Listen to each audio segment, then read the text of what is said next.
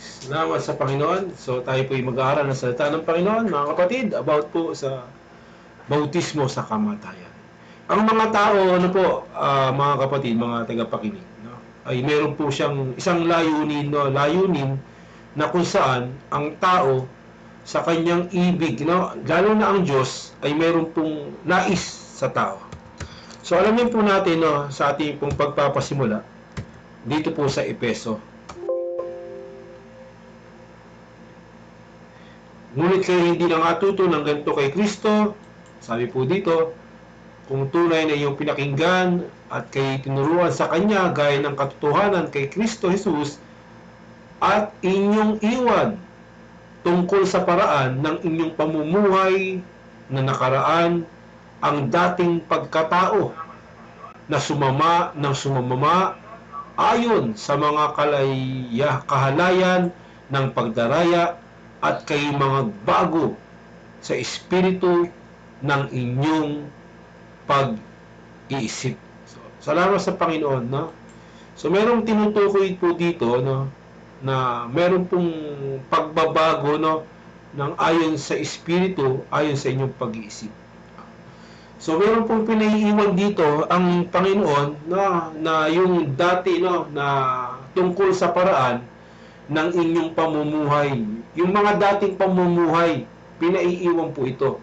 Na nakaraan, alin po yung dating pamumuhay? Yung dating pagkatao na sumama ayon sa mga kahalayan at pagdaraya. So, sa ganitong bagay ay makikita po natin na ang ibig ng Panginoon sa atin, mga kaibigan, mga kapatid, ay yung alisin po, no, mawala yung dati nating pagkatao. So, paano malilibing yung dating pagkatao? Paano siya mailalagay sa hukay? Meron bang paraan para itong dating pagkatao natin, yung ating kasalanan, kasamaan, ay malagay sa hukay?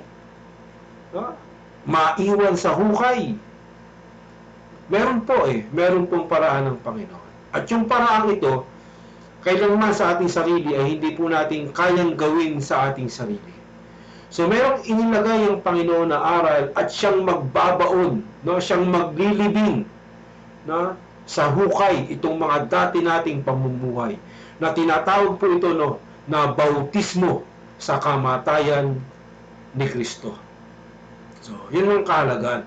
Pero bago po yan, no, ay alamin po natin, no, itong bautismo na tinutukoy po, no, na bautismo sa kamatayan ng Panginoon, ayon din po dito, no, sa Epeso, no, na tinutukoy na yung dating pamumuhay ng nakaraan na sumama, no, ay ang wika ay na sumama ay alisin, no, magbago ng espiritu.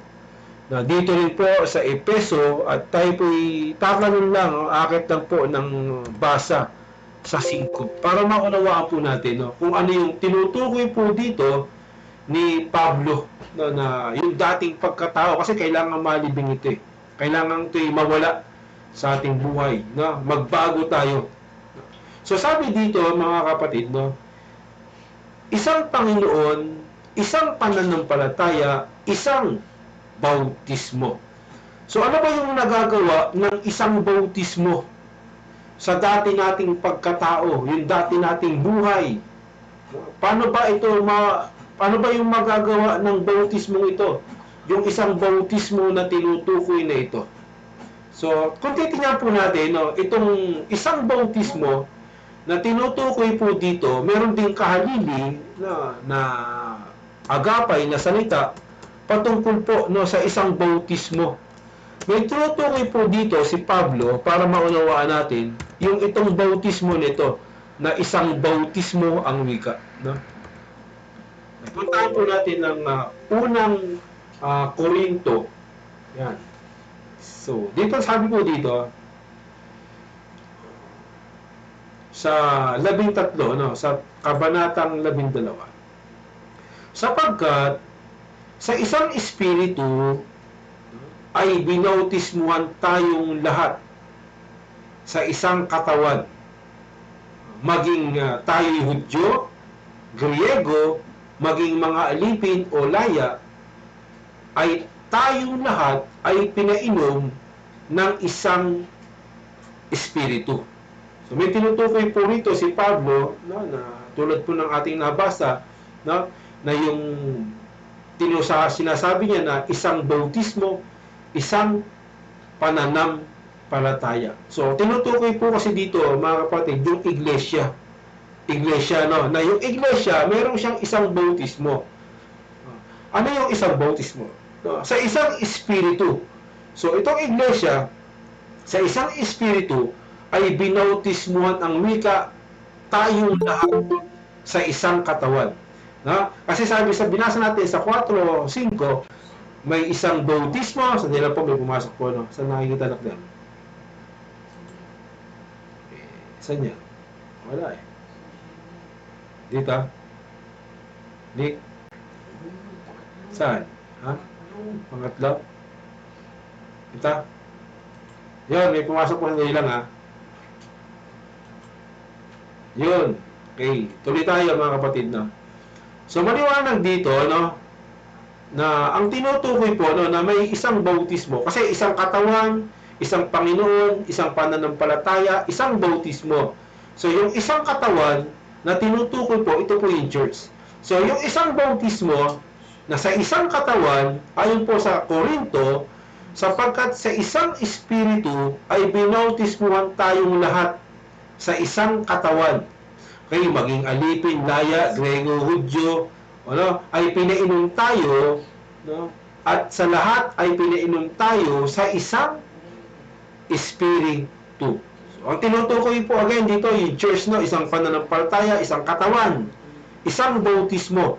So, yung isang bautismo na tinutukoy ni Pablo sa 4:5 na isang bautismo, ito po yung isang bautismo, no, isang espiritu, no, ay isang bautismo, no, na ibinautismo sa inyong lahat, no, sa katawan sa iglesia. Okay? So, tuloy po tayo sa ating pag-aaral. Muli na nga ito. Yan. Okay. So, maliwanag po, no, na binabanggit po dito, no, na isang katawan.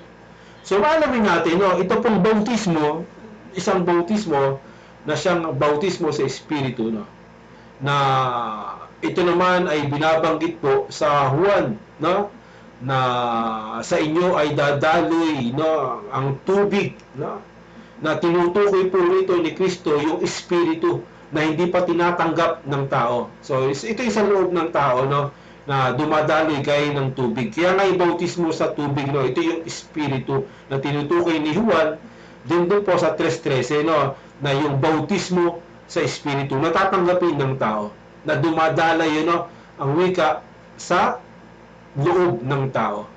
Na binanggit din niya sa Ecclesiastes, sa Ezekiel, no, na binanggit po yan na sa loob mo ay, sa wika sa loob ay sa ula ay dadaloy ang tubig ng buhay. So, kung napapansin po natin, no, sa ayon sa pinag-uusapan po natin na isang bautismo, no, ito yung bautismo sa kamatayan, puntahan po na natin, no, dito po dito rin po na sa unang Korinto, no, para maunawaan po natin yung ating pong talakayan at tinatalakay na magkakaroon tayo ng kaalaman at unawa sa mga salita ng Panginoon.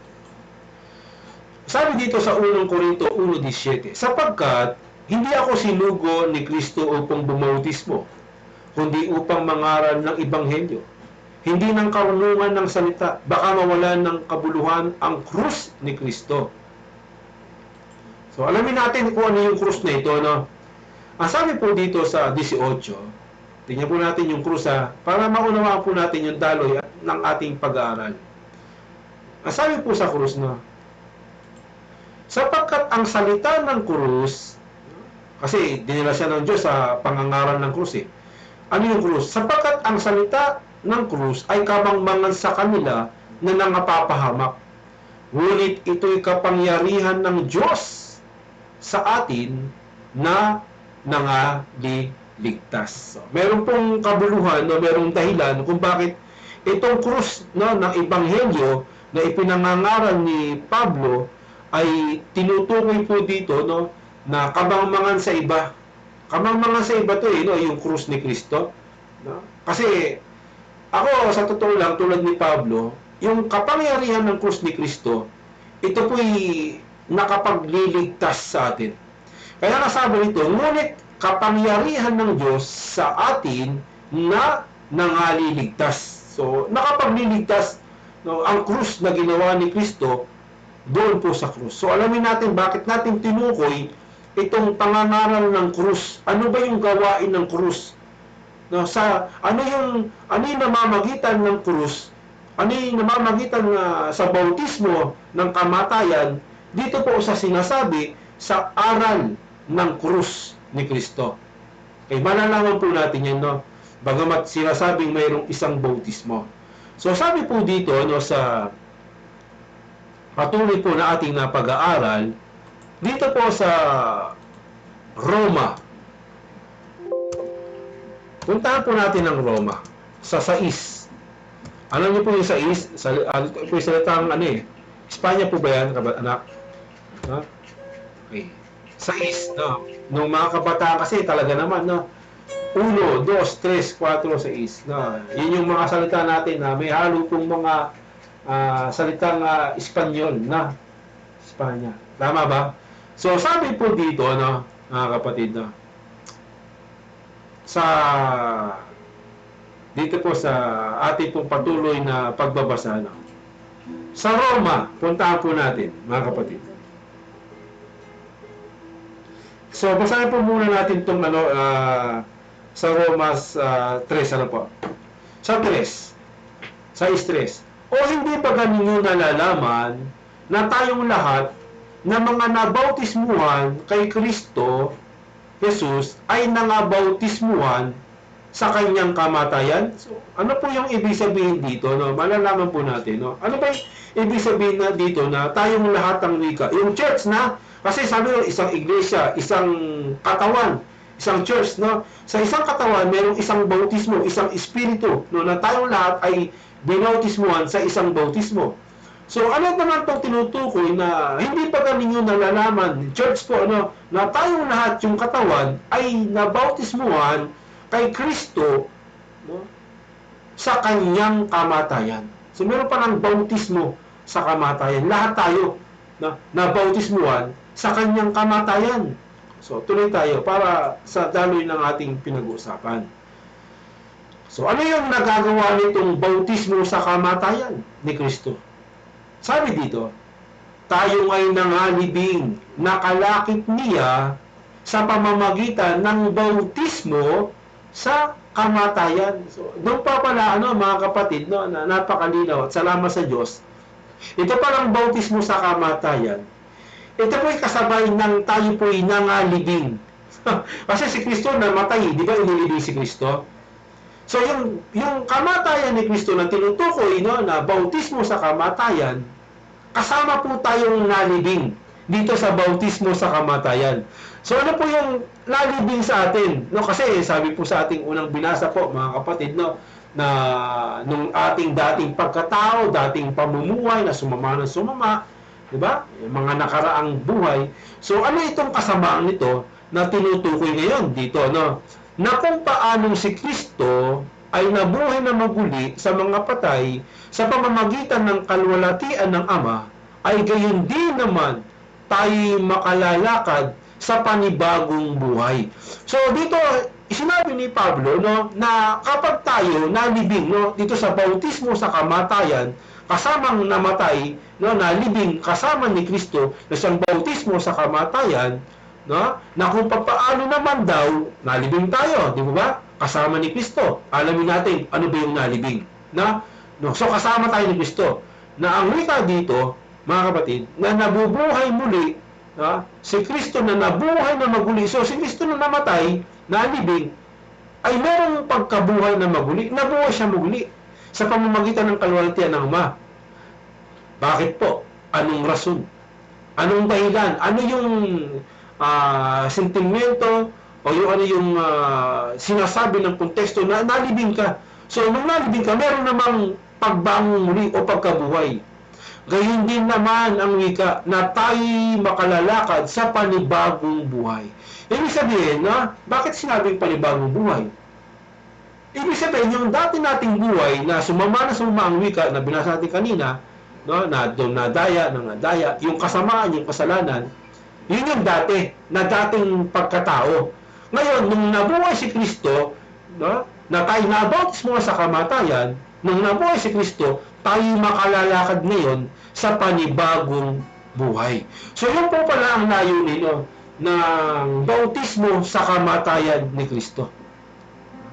Bautismo na siya'y namatay, no, at tayo siya'y nabuhay, sa kanyang pagkabuhay, tayo po'y magkakaroon ng bagong buhay o panibagong buhay kasama ni Kristo. Alamin natin, talong tayo sa 5. Sabi dito, sapagkat kung tayo nga ay naging kalakip niya dahil sa kawangis ng kanyang kamatayan, ay magkakagayon din naman na tayo, no, dahil sa kawangis ng kanyang pagkabuhay na maguli. Ibig sabihin, no, kung tayo nga, no, sa wangis ng kanyang kamatayan, nalibing tayo, nabaon tayo, gayon din ng wika, magkakagayon sa wangis ng kanyang pagkabuhay, na magkakaroon tayo ng bagong buhay. Kasi yung dati nating buhay ay nalibing na kasama ni Kristo. So tuloy tayo, no, sa 6 para maunawaan natin ng maigi pa ang ating pinag-aralan. Na nalalaman natin na ang ating dating pagkatao ay kalakip niyang napako sa krus. So kung ating pong nabatayan kanina sa ating pag-aaral, mga kapatid, no, na yung about po sa krus, ano, na ipinangangaral po ni Pablo yung ebanghelyo ng krus, no, kasi itong ebanghelyo ng krus, no, ito'y kamangmangan sa iba, pero kapangyarihan ng Diyos sa ikaliligtas. Ito pala yung rason, no, na tayo namatay, nalibing, no, kasama ni Kristo at muling nabuhay upang mabuhay sa bagong pagkatao, no, kay Kristo. Sa bagong pag-iisip, ang wika, magkaroon kayo ng bagong pag-iisip, na ang wika dito na itong tinutukoy na kasama tayo nabautismuhan, no, sa kamatayan, na kay Kristo. Ito pala yung pagbabaon, no, na nalalaman natin na yung dati nating pagkatao ay kalakip niyang napako sa krus, no? Yung dati nating pagkatao namatay na, kasama ng namatay ni Kristo sa krus, napako na po yun, no? Upang ang katawang salarin ay magiba, at kung magkagayon ng wika ay huwag tayong maalipin pa ng kasalanan. So, yun po pala, kasi nga, no, tayo po alipin ng kasalanan nung dati nating pagkatao. Pero tayo, no, nung tayo napako, no, sa krus ni Kristo, tayo po hindi na naging alipin ng kasalanan. Sapagkat ang wika sa 7, no, sapagkat ang namatay ay ligtas na sa kasalanan. Okay? Datapat kung tayo'y nangamatay, nakalakip ni Kristo, ay naniniwala tayo na mabubuhay naman tayong kalakip niya, na nalalaman natin si Kristo na nabuhay na maguli sa mga patay ay hindi na mamamatay, ang kamatay ay hindi na maghahari sa kanya. So bantayan natin, no, na ang wika dito, no, na dapat kung tayo nangamatay, nakalakip niya, no, napako sa krus, no, ay naniniwala tayo na mabubuhay naman tayong kalakip niya. So ito naman ang tinutukoy, no, na yung pagkabuha, pagkamatay, at yung pagkabuhay na maguli, na ang wika na nilalarawan naman ito na dati nating pagkatao na nalibing, no, nakasama ni Kristo sa krus. Yung dati nating buhay, no, na nakapako, no, nakasama ni Kristo sa krus, namatay na po, na upang tayo ang wika'y hiwag nang maalipin ng kasalanan, upang tayo ang wika ay mabuhay, no, sa panibagong buhay o makalakad sa panibagong buhay. Napakahalaga po ng bautismo, no, sa kamatayan ni Kristo, na ito nga'y sinisimbolo ng kanyang kamatayan sa paglilibing, kamatayan sa krus, no, na ating kaligtasan. So kailangan tayong mga mananampalataya ay manampalataya ron, no, kasi kapag tayo naniwala ron sa ginawa ni Kristo sa krus, sa kamatayan yon, kasabay po nito ng ating paniniwala at pananampalataya na si Kristo'y namatay, ay kasabay po ng paglilibing ng dati nating pagkatao. Kasabay ng pagpako natin, no? Pagpako natin doon sa krus ni Kristo, no, na naipako ang wika, kasabay po nito yung mga dati nating buhay na napako sa krus. Ito po yung pananampalataya sa Panginoon na siyang ginawa ni Kristo, no, na siyang bautismo ng kanyang kamatayan. Kasi ganito po yun, no, kung ilalarawan natin, no,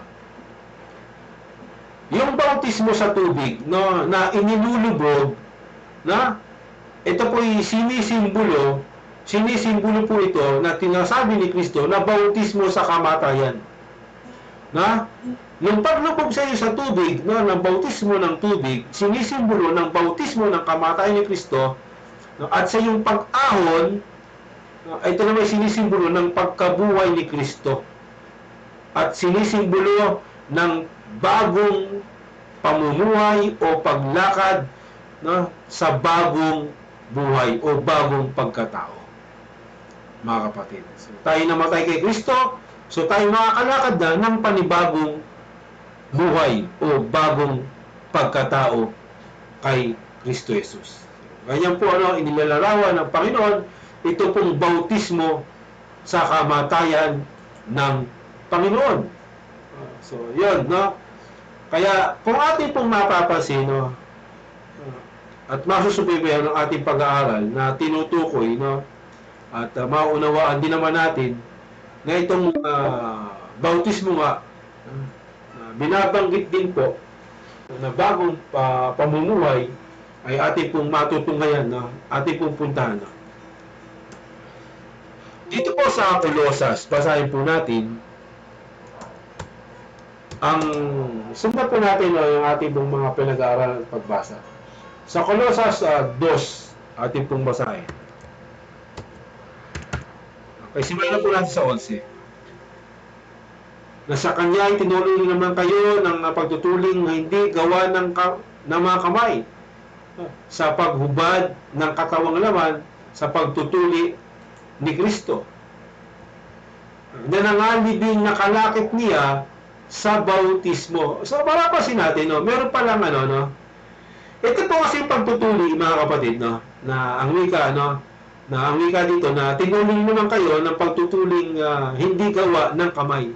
So ito yung circumcision, no, with flesh sa laman ng lalaki. Pero tayo bilang mga Kristiyano, no, 2:9 ng Roma ay tuli, na tuli po tayo, babae o lalaki. Okay, 14 minutes, no. Tuli po tayo, no. Ay, nag-extend tayo, namatay ba? Hindi. Ayan, so tayo po ituli, no. So pag pinasin natin, no, ito palang pagtutuli sa laman na sinisimbolo naman, no, na ito po ang wika, hindi gawa ng kamay, no, sa pagkahubad ng katawan, laman, no, sa pagtutuli ni Kristo. Meron po palang pagtutuli kay Kristo. Ito po yung pagtutuli na ng puso, no, ng kalooban, no, upang ng bagong puso kay Kristo, no? So itong pagtutuli, no, na hindi sa laman kundi Hudyo, Grego, babae, lalaki, matanda, bata, pagtutuli naman ito na ayon kay Kristo, na tinutukoy po dito na nanangalibing nakalakip niya sa bautismo. Ayan, no, yung pag tinukoy kasi yung pagtutuli sa laman, ito po yung dating pagkatao na sinisimbolo po ito ng utos ng pagtutuli sa Hudyo. Opo. Ngayon ito tinutukoy, no, na yung dati mo, yung anino. So dumating yung pagtutuli, yung katawan, ito nga yung pagtutuli ni Kristo sa loob sa puso. Opo, na so ito naman pagtutuli sa laman na sinasabi nino, na nangalibing nga nakalakip ni Kristo ang wika, na kalakip niya sa bautismo. Nalibing, no, na kayo na may muling binuhay na kalakip niya sa pamamagitan ng pananampalataya na sa paggawa ng Diyos na muling bumangon sa Kanya sa mga patay. So, maliwanag po ito, no, na itong nangalibing na dating pagtutuli, nakalakit niya ay dating buhay sa laman, na kayo naman ngayon ay muling binuhay. So yung pagkabuhay ni Kristo, tayo din naman, nung binuhay si Kristo, nabuhay tayo ng muli, na sa bagong pagkatao, no? Na may muling binuhay na kalakit niya sa pamamagitan ng pananampalataya sa paggawa ng Diyos na muling bumangon sa kanya sa patay. So maliwanag na itong sa pamamagitan ng pananampalataya, mga kapatid, tayo po ay naligtas sa pamamagitan ng pananampalataya kay Kristo sa ginawa niya sa krus. No? So sa krus na ito, ng krus ng kaligtasan, ito yung ginawa ni Kristo. Ito po yung makapagliligtas, sabi ni Pablo. No? Ito po yung walang hanggang kaligtasan na ginawa ni Kristo sa krus. Na dito, no, sa krus na ito, tayo po ay napakong kasama niya, yung dating pagkatao. At tayo po ay nalibing, no, sa bautismo, no, sa kamatayan ni Kristo. So, napakaliwanag po, no, na tinutukoy po dito, no, na at nang kayo'y mga patay dahil sa inyong mga kasalanan, no, at sa di pagtutuli ng inyong laman ay kanyang binuhay kayo na kalakip na pinatawad sa ating lahat na mga kasalanan. So, salamat sa Panginoon, no, na pinawi ang usapang nasusulat sa mga palatuntunan sa atin na hindi ayon sa atin, at ito'y kanyang inalis na ipinako sa krus. Kasi kahit na yung dating usapan na mga ritual, na pagtutuli o namang bahagi ng mga palatuntunan, even yun, ano po mga kapatid, na sinama, no, ng wika dito na kanyang inalis na ipinako sa krus. Kahit yung dati, no, ng mga sinasaysay ng mga palatuntunan o yung mga pagtutuli, o ano man yan, no, ay ang wika ipinako ni Kristo sa krus.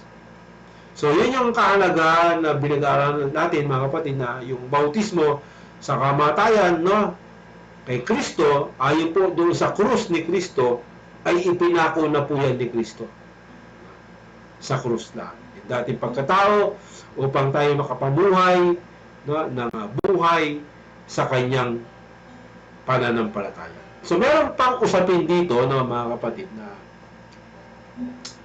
na kung atin pong iisipin maigi, no, at pag-aaralan, no, na merong bautismo na tinutukoy nga dito sa Juan, no, na ang tao kinakailangang bautismuhan, no, na ipanganak na muli. Saan? Ipananganak na muli sa tubig at espiritu. No? Unang-una na mga kapatid, na siguro maganda puntahan natin, no, sa dalawang talata po na atin pong pag-aaralan. Sabi dito, no? Ha? So, sige, lipat muna tayo na 5 minutes na lang eh. Ilipat mo na ng link. So, lipat tayo ng link, punta lang po kayo. Pero tuloy-tuloy pa na ako sa pag-aaral na. So, okay, lipat mo na. Sumagot ang wika, ano, sabi dito, no, sa 3 ng Juan at 3, basahin ko po sa inyo. Sabi dito, ano, sumagot si Jesus at sa kanya'y sinabi, katotohanan sinasabi ko sa iyo, maliban na ang tao'y ipanganak na muli, ay hindi siya makakakita ng kaharian ng langit. So, meron tinutukoy po dito na si Kristo, no, na maliban ng wika siya ipanganak na muli, na merong bagong kapanganakan, no, ay hindi siya makakakita ng kaharian ng Diyos. So, ano yung kapanganakang muli? No? Sabi sa 4, sinabi sa kanya ni Nicodemo, paano may panganganak ang tao kung siya'y matanda na? Makakapasok baga siyang bilang ikalawa sa tiyan ng kanyang ina? Ayan.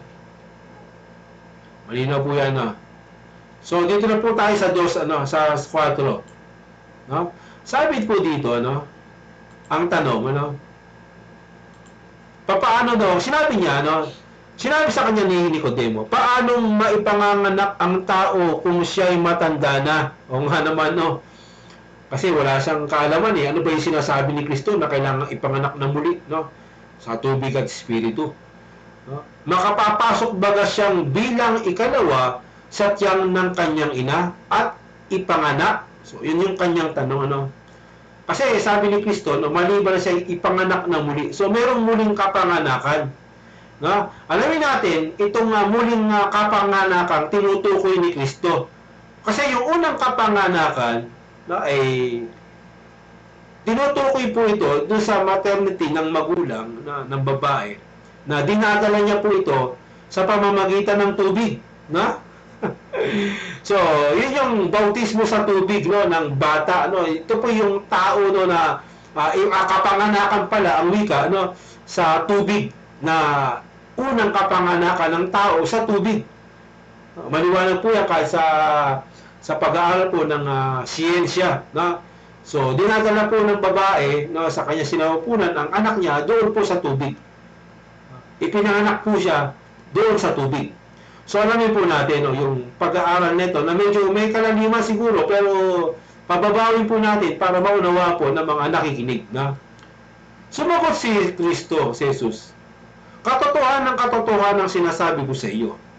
Maliban na ang tao'y ipanganak ng tubig at ng espiritu, ay hindi siya makakapasok sa kaharian ng Diyos. Yan, maliwanag po yan, no?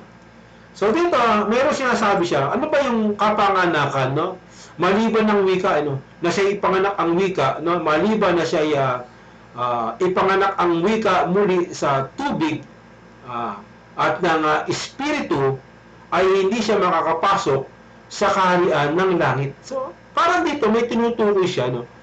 Meron doon siyang dalawa, parang lumalabas dalawang kapanganakan, no? So, meron dalawang kapanganakan dito, no? Sabi nito, maliban sa ipanganak, ibig sabihin, ipapanganak, isang kapanganakan lang. Di ba? Isang kapanganakan lang kinakailangan, no, na siya ipanganak ang wika. Maliban sa ipanganak na muli, ay hindi siya makapasok sa kanang langit. Pero dito, may tinutukoy na meron ng dalawa, na parang meron siyang dalawa na sinasabi nito na ipaliban sa ipanganak na tubig at ng espiritu, ay hindi siya makakapasok sa kaharian ng langit. So, unang kapanganakan, yung kapanganakan ng tao sa sinapupunan ng kanyang magulang, ina, sa tubig po yun, no? Dinadala po siya ng tubig. Pero, ito po yung literal na tubig. Ngayon, itong kapanganakan ng tubig at ng espiritu, ito ba yung literal na tubig talaga? Ay, dito, marami pong, ito po yung debatable, no? Nasa marami pong reliyon na pangangaral, na hindi po matapos-tapos ang debate. Pero dito kahit paano, bigyan po natin kayo ng konting anggulo na ano ba yung tinutukoy na tubig? Samantalang siya ipinanganak na sa tubig. Opo. Ibig ba sabihin, sa tubig ulit siya ipanganganak? Kasi, mali ba siya ipanganak na muli? Ibig sabihin, kung muli, sabi ni Nicodemo, paano nangyayari yun? Papasok siya ulit sa bahay bata para ipanganak ng tubig ulit. Tubig kasi yun eh. Ha? Pero dito, paano nangyaring ipanganganak ulit sa tubig? Ngayon, hindi na siya makapasok sa sinapupunan ng kanyang ina para ipanganak sa tubig.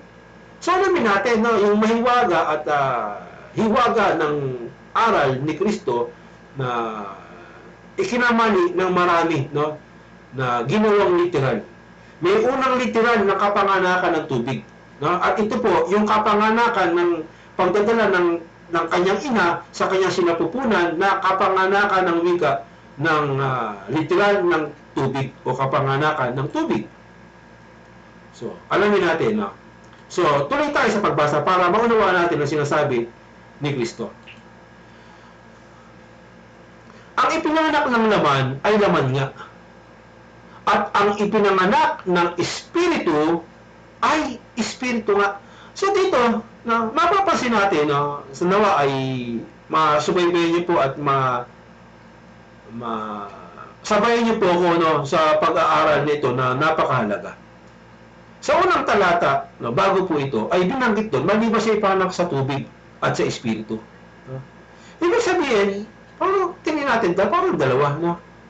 Pero sa itong talata ng 6, tinutukoy dito, mali ba na siya ipanganak ng laman, ang ipinanganak ang wika ng laman, ay naman niya, ito yung sa tubig. No? Yung unang kapanganakan ng tao na hindi na pa pwede ipanganak sa tubig. No? Nasa tubig na siya eh. Hindi na pwede ipasok ulit, sabi ni Nicodemo, natataka siya eh. No? Hindi pa pwede. No? At dito naman, at ang ipinanganak ng espiritu ay espiritu nga.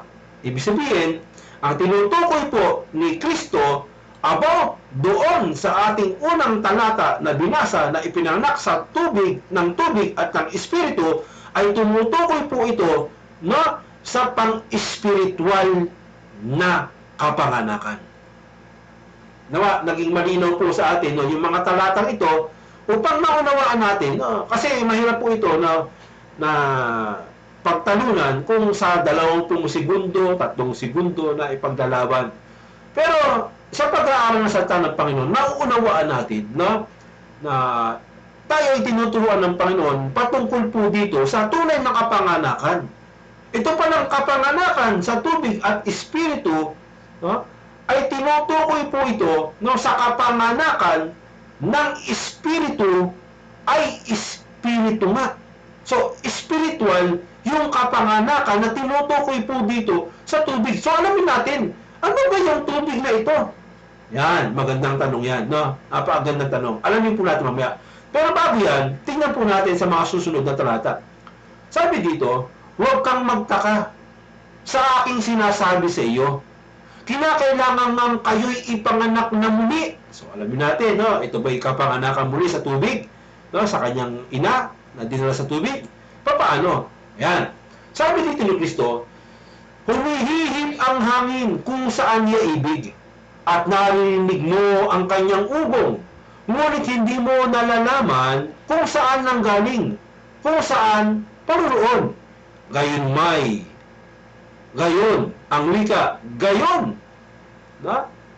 Tulad nun ang wika, ang bawat ipinanganganak sa espiritu. So, salamat sa Panginoon, no? So dito, kung mapapansin po natin, no, yung palang tinutukoy po dito ay spiritual na kapanganakan. Hindi yung literal na tubig, no?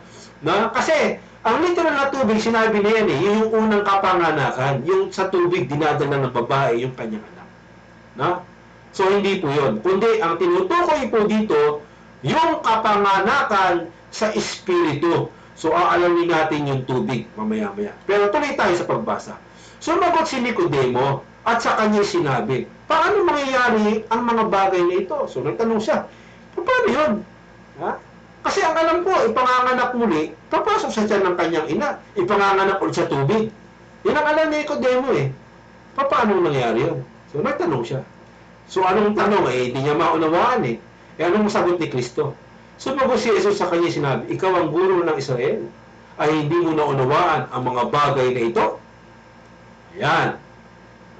Katotohanan ng sinasabi ko sa iyo, ang nalalaman namin ay sinasalita namin. At ang aming nakikita ay pinatutuhanan namin. At hindi ninyo tinatanggap ang patotoo.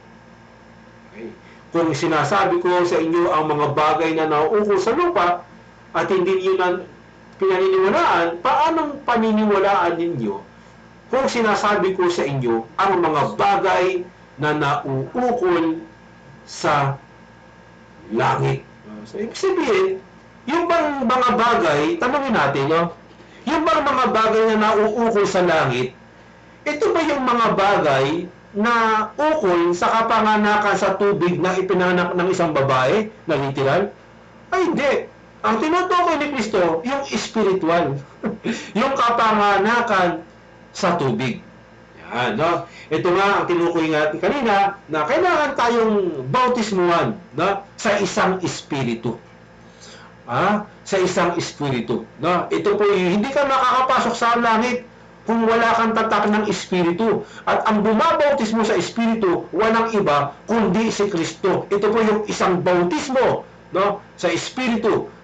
sa katawan, sa iglesia, na binabautismohan siya, after po niya nang tanggapin ang salita ni Kristo na siya'y manampalataya sa aral ng katotohanan na ginawa niya sa krus ng Kalbaryo na kanyang ikinamatay at ikinabuhay na maguli. Ito po yung kapangyarihan ng krus sa ikaliligtas, at doon po ang wika sa 1.13 no, ng Epeso, na doon binasa natin sa 4.5 na isang bautismo, na tinutukoy naman po no, na isang bautismo sa Epeso 4.5. Ito po yung tinutukoy po dito sa Epeso, para maunawaan po natin sa 1.13 sa ating pong pag-aaral, no, ay tinutukoy po ito, mga kapatid, na sa kanya kayo rin naman pagkarinig ng aral ng katotohanan, ng ebanghelyo ng inyong kaligtasan. So pagkarinig pa lang ito, gawa pa lang ito ni Kristo, na narinig natin yung aral, no? Yung ebanghelyo ng kaligtasan. At yung ebanghelyo ng kaligtasan ito, tinutukoy ni Pablo sa 1:16 ng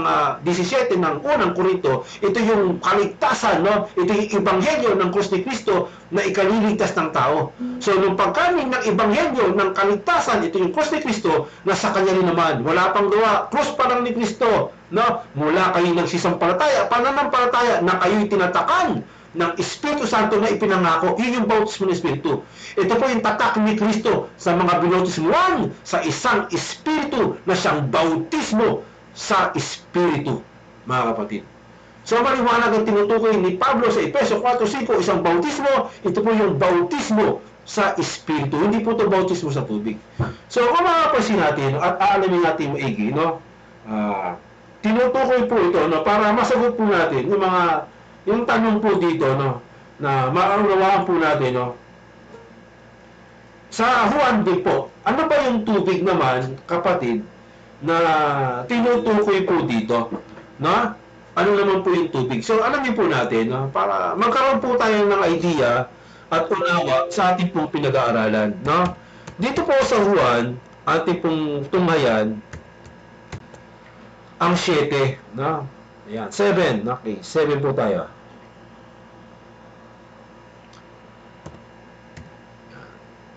Sabi po dito, 37. Nang huling araw nga na dakilang araw ng kapistahan, si Jesus ay tumayo at sumigaw ng nagsasabi, kung ang sino may nauuhaw ay pumarito sa akin at uminom. So ano po inom? So ano ba iniinom na literal ng tao, kapatid? Mga kaibigan, ano po ba yung literal na iniinom ng tao? Ano yung iniinom ng tao literal? Di ba tubig? Literal yan. Pero tingnan natin, kayo iminom. Ano ba yung inuming ito? Ito ba yung literal na tubig na binabanggit din ni Kristo sa unang talata, 3:3, na maliban kayo ipanganak sa tubig? Ito ba yung literal din na tubig? Na tulad din ng tubig na binabanggit ni Kristo rito, na kayo magsipa rito at iminom sa akin? Ano ba itong tubig na ito na tinutukoy? So, sagutin natin, mga kapatid. Basahin din po natin, no, sa mga talata upang maunawaan natin ang sinasabi ni Kristo kung ano bang bautismo ito na tinutukoy, no, sa tubig. Ang sumampalataya sa akin, 38, ay gaya ng sinasabi ng kasulatan. Ano po yung gaya ng sinasabi ng kasulatan? No, ito nga po yung ginagaya na sinasabi ng kasulatan, na nakasulat nga po ito ng mga kapatid, no, dito po sa Ezekiel 36, 25-27, na sabi dito na ang sumampalataya sa akin gaya ng sinasabi ng kasulatan ay mula sa loob niya ay aagos ang mga ilog ng tubig na buhay. So, ano po yung tubig na buhay na ito? Na sabi ni Kristo, magsipa rito kayo sa akin, no? Manampalataya kayo, no? At magsiinom kayo sa akin. Ito ba yung literal na binabanggit din ni Kristo na bautismo sa tubig? Sabi niya, no, ang sumampalataya sa akin, gaya ng sinasabi ng kasulatan, ay mula sa loob niya ay aagos ang mga ilog ng tubig na buhay. So, ano ba itong tubig na ito? Yung kapanganakan sa tubig na ito, na buhay, na tinutukoy, na sinabi naman pa ni Kristo, na maliban na tayo ipanganak sa Espiritu. Ibig sabihin, sa Espiritu. So, tuloy tayo, na sa 39. Ngunit ito'y sinasalita niya tungkol sa Espiritu na tatanggapin ng mga magsisimpalataya sa Kanya sapagkat hindi pa ipinapagkaloob ang Espiritu sapagkat si Jesus ay hindi pa niluluwalhati. Salamat sa Panginoon. Salamat sa Diyos, na salamat sa Kanyang taglay, no, na kabutihan sa bawat isa. Na ito palang tubig na tinutukoy, no, na ni Kristo na bautismo sa tubig at Espiritu ay tumutukoy sa espiritual na kalagayan na simbolo na tumutukoy po ito patungkol, no, sa Espiritu na ipagkakalob sa atin, na dadaloy sa loob natin gaya ng tubig na buhay, na siyang Espiritu ng Diyos o banal na Espiritu. So, kinakailangan po natin yon na tayo mabautismo doon sa isang Espiritu, mga kapatid. So, yan po yung tinutukoy ni Kristo patungkol sa 3:5, 6, 7 ng 1. So, meron pa, napakarami pa. Pero, hanggang yan na lang po at siguro sa susunod na mga pagkakataon ay bibigyan po natin ng mas maisigado pang pag-aaral ang patungkol po dito na mahirap din unawain na sinulat din ni Pedro sa 3:19-21 na ano ba yung naligtas? Saan ba naligtas? No? Sa tubig, sa arko, o saan ba? No? So, salamat sa Panginoon, no? Inabot na po tayo ng oras. So, sa mga inyong lahat, pagpalain tayo ng lahat ng Panginoon, ang biyaya at kapayapaan ay sumating po lahat. Salamat sa Diyos. So,